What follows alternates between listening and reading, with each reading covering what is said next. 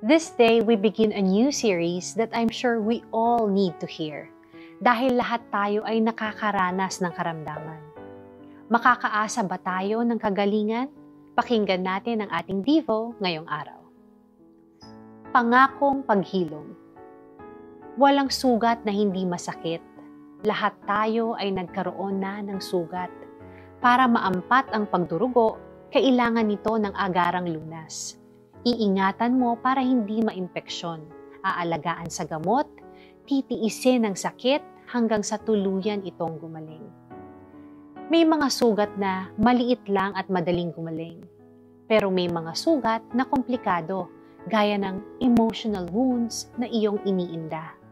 Mga sugat na hindi nakikita, pero nararamdaman. Mga salitang lumatay sa iyong pagkatao.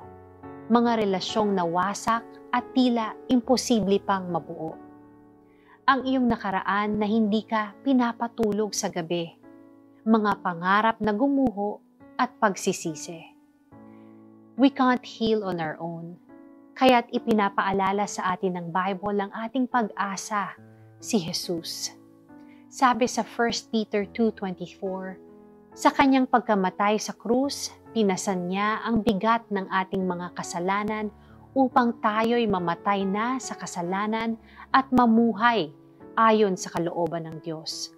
Kayo'y pinagaling na sa pamamagitan ng kanyang mga sugat. Dahil sa sakripisyo niya noon at pagmamahal niya sa atin hanggang ngayon, may kakayahan si Jesus na lunasan ang lahat ng sugat. Una na ang ating pagiging makasalanan at pati na rin ang mga sugat ng ating katawan at kaluluwa. Siya ang healer na ume-examine sa ating kondisyon, nagtatahi at gumagamot ng mga bukas na sugat upang tuluyang itong magsara. Are you holding on to your wounds for far too long? Because His mercies are new every morning. Gusto niyang magsimula ka ngayon sa panibagong mong buhay. Oras na upang patawarin mo ang iyong sarili for holding on to that anger, pain, and self-pity. At hayaan mong maranasan mo ang kanyang forgiveness and mercy. Walang sugat na hindi masakit, pero walang sugat na hindi kayang paghilumin ng ating Ama sa Langit. Pangako niya ang paghilom. Tayo'y manalangin. Jesus, salamat na pinagaling na ninyo ang lahat ng sugat ng aking kalooban at sakit ng aking katawan. Tulungan niyo po akong mapatawad ang aking sarili at ang mga nakasakit sa akin. Thank you for healing me. In your name we pray. Amen. Para sa application, bigkasin mo ang lahat ng sakit ng iyong puso at katawan. Magtiwala ka at i-confess mo that 2,000 years ago, pinasan na ni Jesus ang krus para pagalingin ka sa lahat ng ito.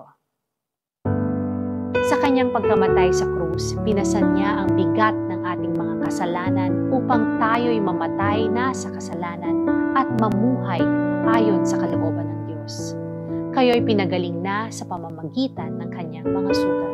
1 Peter 2:24. By the stripes of Jesus, we are healed.